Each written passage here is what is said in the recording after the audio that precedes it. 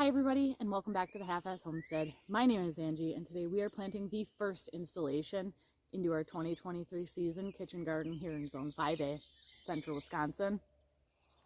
Behind me you will notice a 6-foot trellis made out of remesh. This is where we are planting our indeterminate tomatoes. On the other side of this trellis there's space allotted for determinate tomatoes, which are going in cages.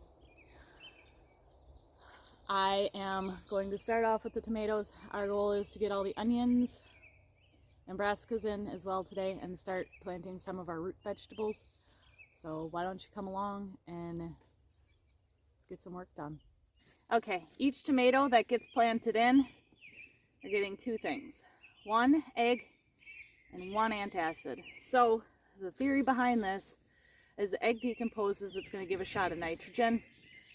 The calcium from the shell isn't going to be readily available, which is where the antacid comes in. We're going to get the calcium out of the antacid to give these a nice head start. And we're breaking each egg open as we put them in the hole, so there's no surprises in the fall. Alright, we are in with our wonderful row of brassicas.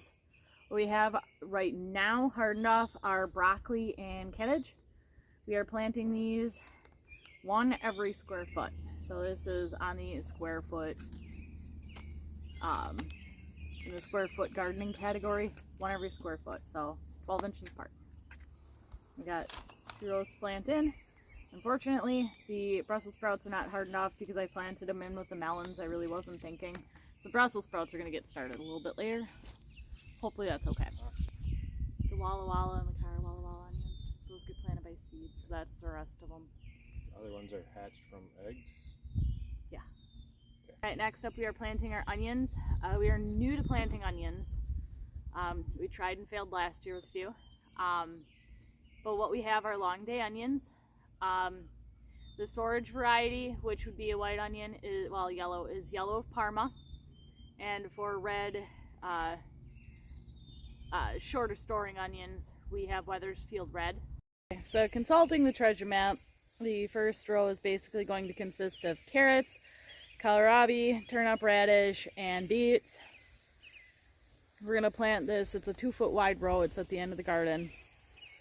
We're going to plant this row full, and then we're going to move over to the tunnel. So what we've gone ahead and done for the first row is moisten the soil, so we don't have to try to water in and push around all our seeds, because carrot seeds are pretty freaking tiny. These are radish seeds and stuff like that. So somebody was running low on toner.